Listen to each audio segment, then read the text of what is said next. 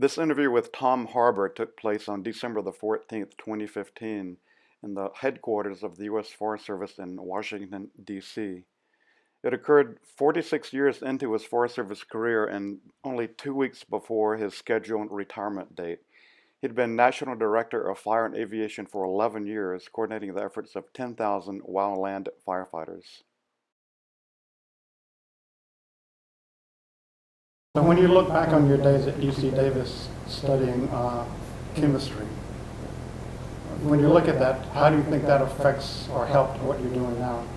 You know, if there's one thing I hope I've been influential in, is getting people to use their minds to think. And so consequently, I tell folks that misstarts, we say misstarts, but I don't treat them that way. They were helpful in beginning to form my mind in terms of how to think. You and I have run across a variety of individuals that have had the kind of minds that didn't require post-high school training, and they've been extraordinary to see. But for most of us, and for me, I appreciated those early years of school in terms of helping me form the discipline of thinking, of problem identification, problem resolution. I suppose that's the way I justify that early time. Your first job with the Forest Service as a firefighter was in 1970. Could you describe that first year on the job? Yeah, you bet. And thanks for asking, because I like telling the story, because there are a few of us around, Bill, who remember what F1A and F1B were. And so the first day on the job, I was recently reminded, was the 22nd of June, 1970.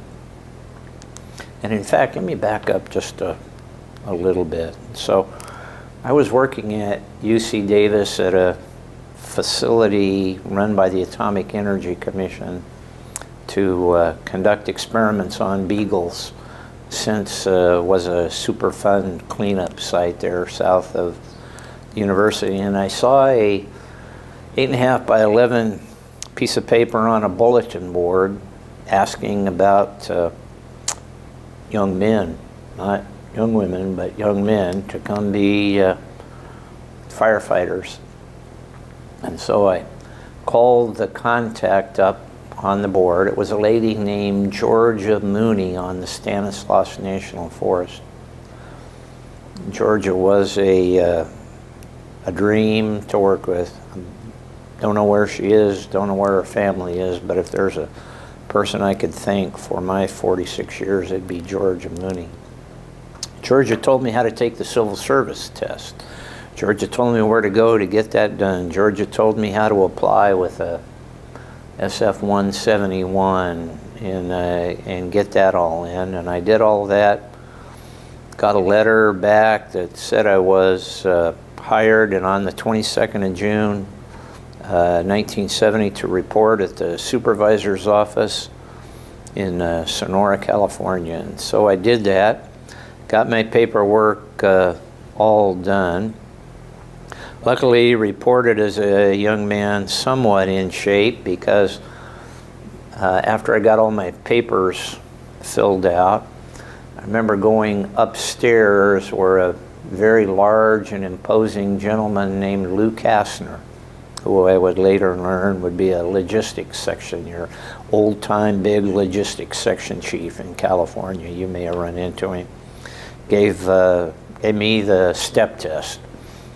First time I'd ever heard of such a thing. Passed the step test, then went out to the district where we were informed we were going to spend the rest of the week training with what I later learned was F1A and F1B, and I cannot remember the differentiation between F1A and F1B. I think one was something like Introduction to Fire, and one was Beginning Fire Behavior. I know they were our old equivalent of 110, 130, 190. Tuesday night, I was aware that a lightning storm came in over the south part of the Stanislaus National Forest, but at least on Tuesday, well, Monday and Tuesday, I'd been told that all that week we were going to get training and we wouldn't be ready to go fight fire for at least a week, maybe longer. But on Wednesday, about the middle of the day, an authority, I think it was Tom Rawls, but you know, I can't be for sure. I got it in my mind it was Tom Rawls, but I could be wrong. Anyway, an authority came into that classroom and said, "We have fires. Is there anybody who would like some OJT to see what it's really like?" And by Wednesday afternoon, I was in the Tuolumne River Canyon with my first experience. So the early part of my Forest Service career, I fell in love with fire.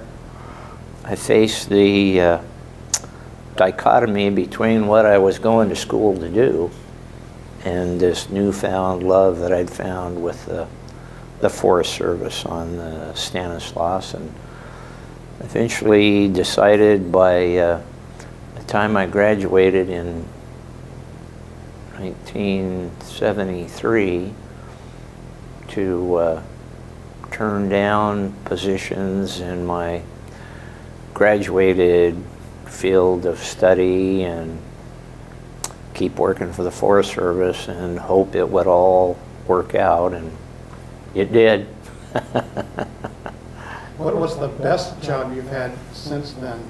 Oh, you know, I've been lucky, Bill, to have a bunch of jobs that I've really enjoyed, including this one. I know if my family probably had been in a different place in time, I probably could have stayed on the Angelus for a long period of time. I went to the Angelus as the Forest FMO Chief 1 in 1990. That was the same year I took over Team 5. Mike Minton has Team 5 right now as the Type 1 IC, and those years on the Angelus were good years, really busy operational years in that Southern California environment, and so that was a really good job. I've had a couple of jobs I didn't ever want to do again, but I've been really lucky to work with some really good people in some really good jobs, and I've had really over the course of 22nd of June 1970 to now, you know, have really had probably, I don't know, handful of days where, you know, I didn't look forward to coming to work, in 45 years and 11 and a half months where, you know, I really looked forward to coming to work. I just enjoyed it. What's the best part of being the fire director for the Forest Service? It's certainly, Bill, it's all the good people that you get used to see, you know. One of the benefits, too, of meeting good people is to become acquainted with who they are and what they do and how they grow. So,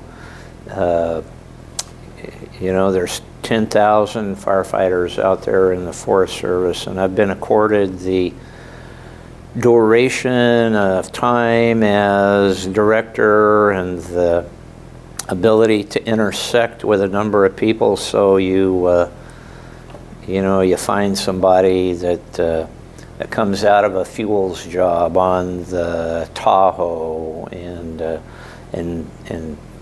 thinks they can do more, and you see people progress, and you see people grow, and it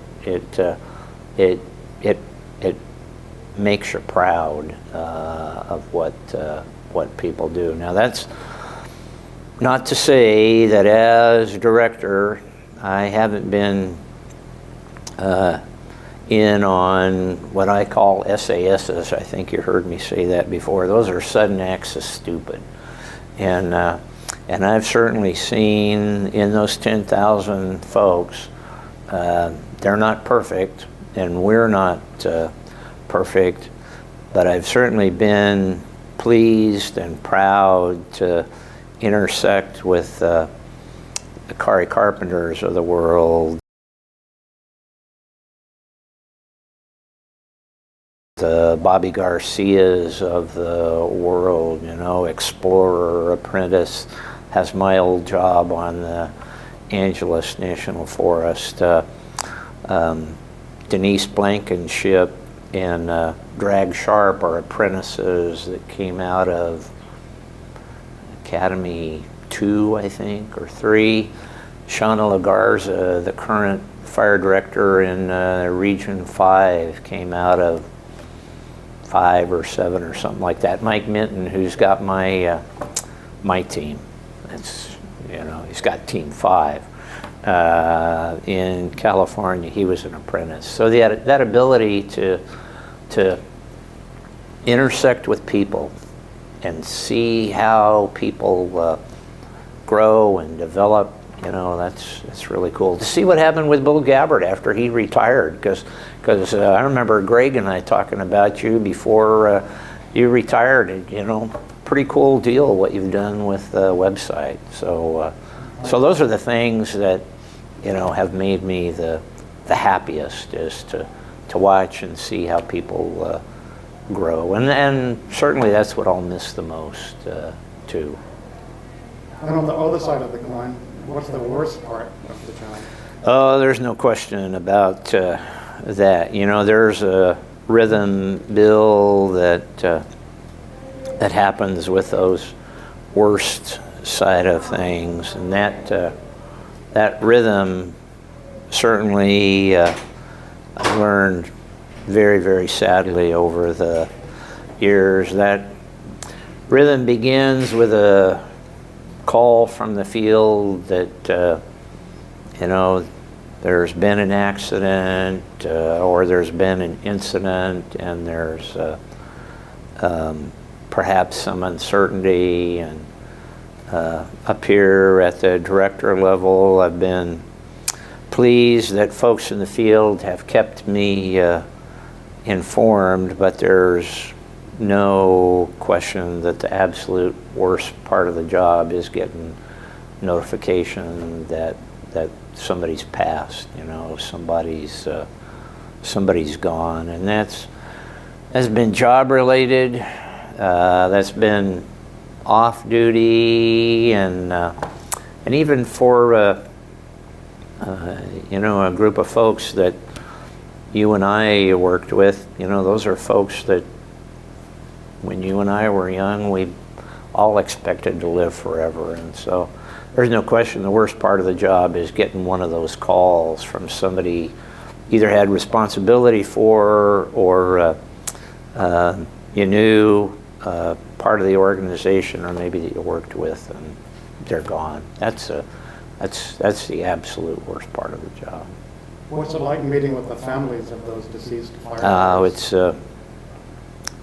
It's absolutely terrible. Families are each so individual in terms of how they deal with tragedy, and as you might expect, Bill, it's a far different thing when a couple of years ago, logistics section chief that I worked with, Tom Hamilton, had passed away. He was in his late 50s, early 60s, and sad to have him go, but he'd lived a good life. That was sad. When we have to deal with parents and the family of folks that are 18 and 19 and 20 something years old, and you see the burden that places on the family. It's just really really extraordinary. Our work, my work, our work has gotten significantly, what's the right word? I don't feel the load that I felt 20, 25 years ago, because now Vicki Miner and the foundation, because I know that the Wildland Firefighter Foundation, at least in the interim, is there to help. I've become more acquainted with the National Fallen Firefighter Foundation, Ron Sarnicki and his folks, and I know it's kind of not a transition, but you know, Vicki is so good. Vicki and the Wildland Foundation is so good about getting there almost immediately. And then Sarnicki and the National Foundation, you know, kind of pick things up a little further down the road. And the National Foundation typically, the final piece of mourning for these families, and that's not the right word either, but the final formal celebrations of an individual's life typically are held in Emmitsburg, you know, about a year or so after. And it's been one of the more challenging parts of the job, probably the most challenging part of the job, to be with those families, and to think that I had some responsibility for those folks, and to know they're not going to be there anymore. That desire to try to figure out how we in the Wildland Fire Service, we in the Forest Service, become as close as a Six Sigma operation can bring us, so that we've got the absolute smallest probability of catastrophic injury or death, is something that's driven me for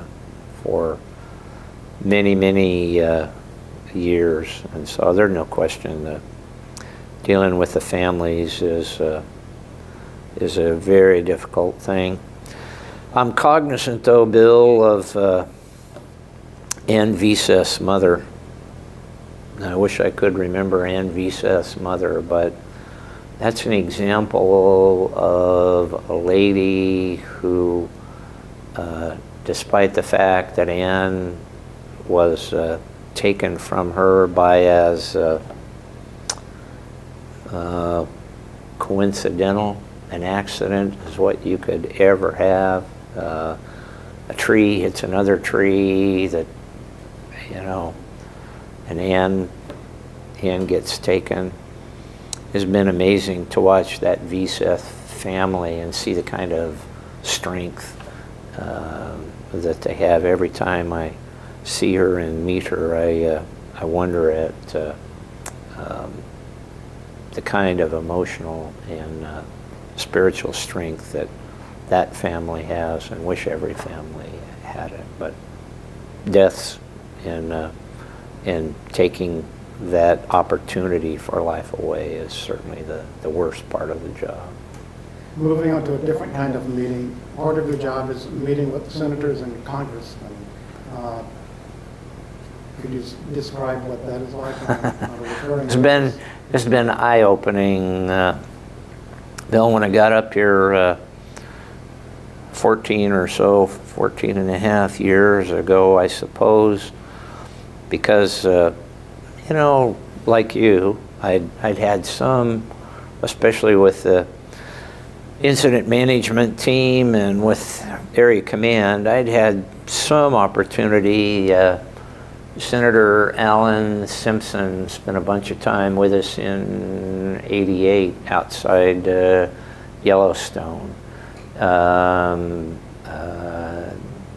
Governor Duke Majan, I had seen him, a couple of times, but I had viewed those members who represent us, who we elect, I suppose, as kind of, the gods on Mount Olympus kind of thing.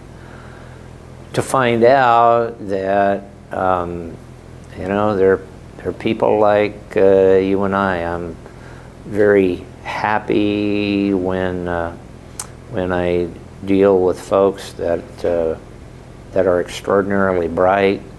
I find that most of the folks that I've had to deal with, folks on the Hill, governors, lieutenant governors, a bunch of folks. Most folks are just trying to do good by their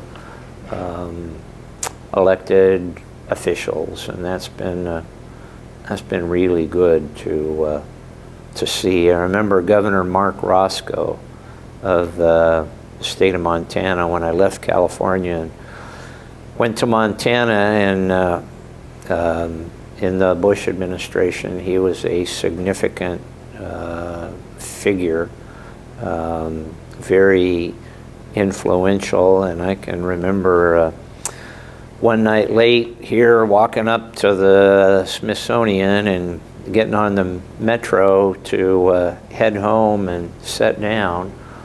And I can't remember what Governor Roscoe exactly was doing with the President Bush at the time, but it was some senior level position.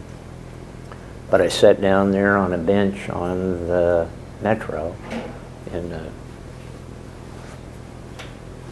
Governor Roscoe, and sure enough, Mark Roscoe was sitting right there by me on the metro, and we had such a fascinating conversation that he and I both missed our stops and had to step out later. So those have been the encouraging kinds of conversations that I've had with folks. Sure shows me that we as citizens, certainly for our senators and for our House members, boy, we need to stay constructively engaged with them. They hear so little, and especially if you're a senator like Senator Feinstein, Senator Boxer, in a state that's got 30 million people, boy, it's important to stay engaged with our elected representatives at all levels, and to really let them know what you're thinking and why. Between 2011 and 2015, the number of wildland firefighters in the Departments of Agriculture and Interior decreased from 16,000 to 13,200. How many will there be in 2016, and how many do we need in 2016? Yeah, I can't speak well for Interior, but I can for the Forest Service, and we've worked really hard. We had 10,480 firefighters beginning in about probably '03 or '04. And we held that number for many, many years, Bill, until, 3-4 years ago, when we dropped to 10,000. So we dropped 500 firefighters, we dropped some engines, we dropped some things, but we've tried to stay close to that 10,000 number. And the question about how many we need, as you know, is so complicated because our work is so interagency. Now, you frequently post short posts about what you see the local volunteers and the state Interior and the Forest Service doing, and we depend so much on one another now. It's really incredible. I know we're running out of time, and I can start over too, but it was such an epiphany for me this year when Kari let me know that we had 27,000 firefighters devoted to large fire, 2,000 more firefighters than what we had in '02. So you said you didn't retire till '03, so you had to remember in '02, we were really scraping. I mean, it was tough getting everybody out there.